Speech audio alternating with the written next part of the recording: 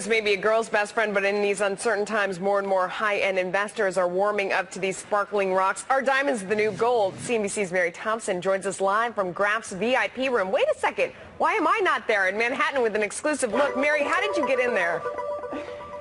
That is like putting a drunk in a bar room, Melissa. I think they just want to protect themselves. We are here today with the CEO of Graf, Mr. Henry Bargasian. Thank you so much for having us. It's a very interesting time. Thank you so much for being here.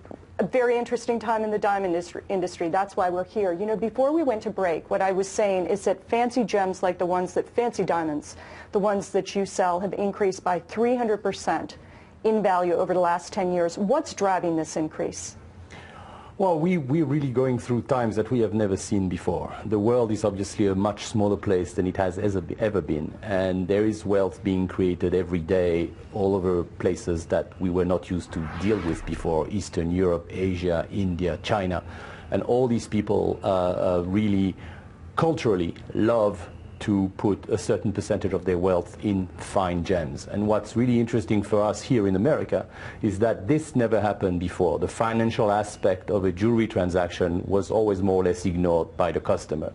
And now for the first time they realize, especially after what has happened since 2008, that owning fine diamond is actually not a bad idea, because they've kept their value through all this crisis, and they continue to increase as we speak. You spoke earlier with our senior talent producer, Lorianne LaRocco, and you said for the first time ever you are seeing interest from private equity funds as well as private banks coming in here and saying, we want to buy this as an investment, not as something to give to our wife or our girlfriend, but our investment. What exactly are they buying when they come in? They are looking for, obviously, the finest of the finest.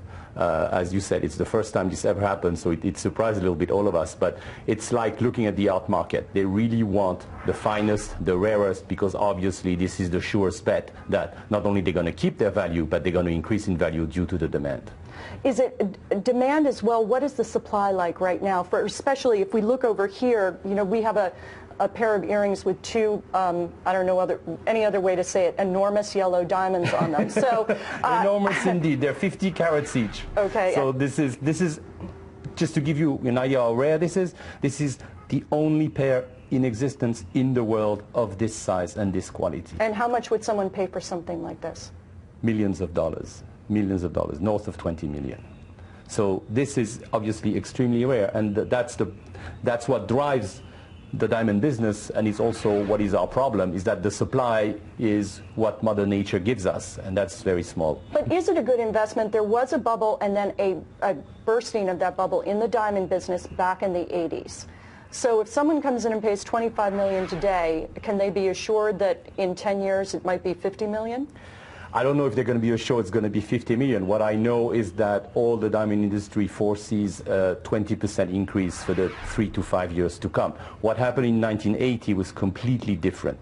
It was only focused on a very small portion of diamonds, 1 to 2 carat stones, that were sold by so-called financial institutions, which led their clients to believe that they could be traded as a commodity and bought and sold from one day to the next, which obviously is not the case. Okay, we want to thank you for spending some time with us. Again, we've been speaking with... My pleasure. Thank you very much for coming. Thank you. We've been speaking with Henry Bargasian, who is the CEO of Graf Diamonds, and we're going to continue this conversation, which you'll be able to see online at CNBC.com. Melissa, back to you.